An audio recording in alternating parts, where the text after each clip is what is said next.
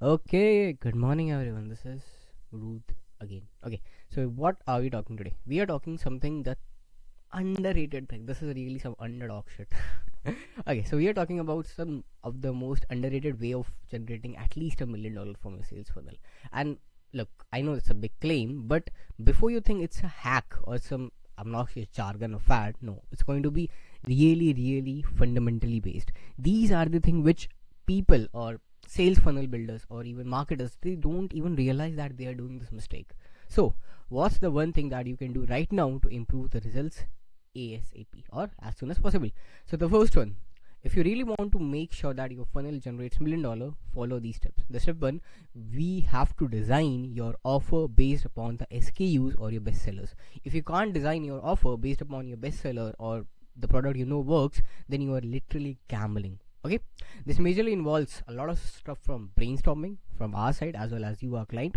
Step two, now we almost have a rough idea of what our offer looks like in practice, but since we are not blessed with some future thing, we can't see the future. So what we do is we start with the rough draft and then we test the offer to have a clear idea, and that's where step three comes in. So now we test your offer, and this is where we know that your particular offer as a client is going to work or is going to suck, right? That's the difference. That's really the blatant truth.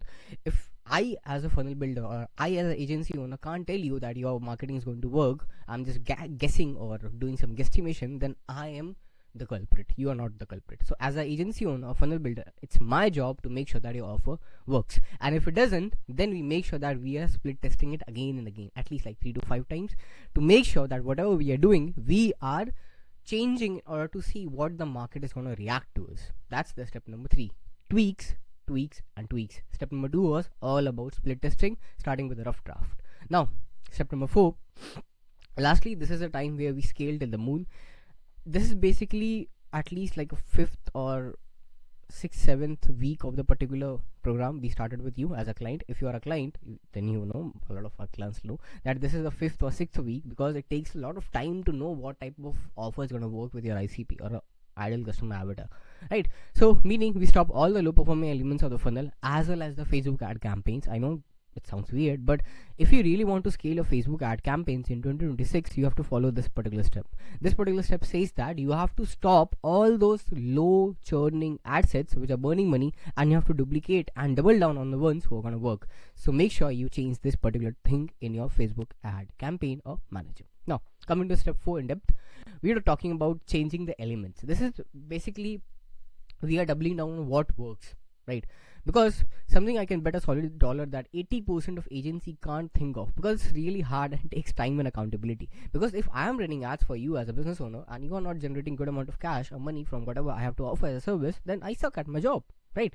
That's why we win, because we know the reason what works is because the market is telling us, because we know that our customers reacting towards whatever we are putting out. If whatever we are putting out in the nature or in the market is not working, then we know that we need to change it, we need to tweak it. So again, what are the underrated ways of generating $1 billion from a sales funnel?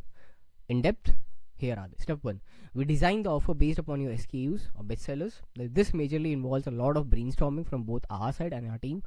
Okay, so be very much cautious here, because I am telling if you are a client, because whenever we deal with clients, we really know that whatever the problem they are facing with their ad campaign or marketing in general, we know the problem stems from their offer. So think about, if you were my client, I would have the same thing discussing with you. Okay, so step 2 is, now we almost have a rough idea of what offer looks like in the practice, and since we are not blessed with the ability to foresee the future, we test it rigorously.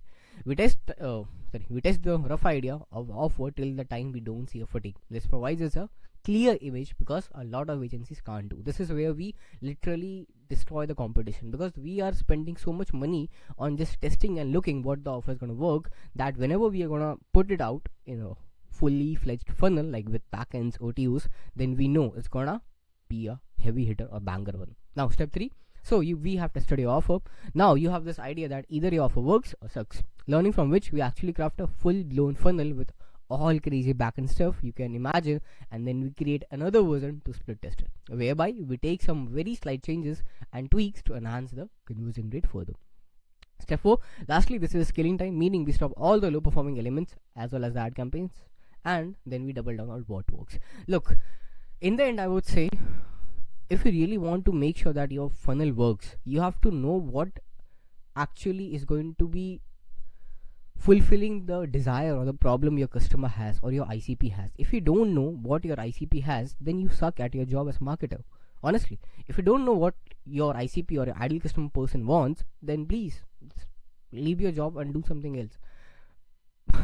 But this is something you really need to keep in mind, that whatever you are doing as a marketer, it's making sure that you're providing value as well as a profit to your end consumer, means profit to yourself and value to the end consumer, right? Because as a marketer, your aim is to provide value, make a break even and a profit, at the same time taking this customer from this lowest ticket selling offer to the highest ticket selling offer. This is what we call the converger, from a low ticket to higher ticket. This is the journey which I talk about a lot in my videos. So again, this is your job as a marketer. Now that's it. I'll see you in the other video. Till then, ta-da.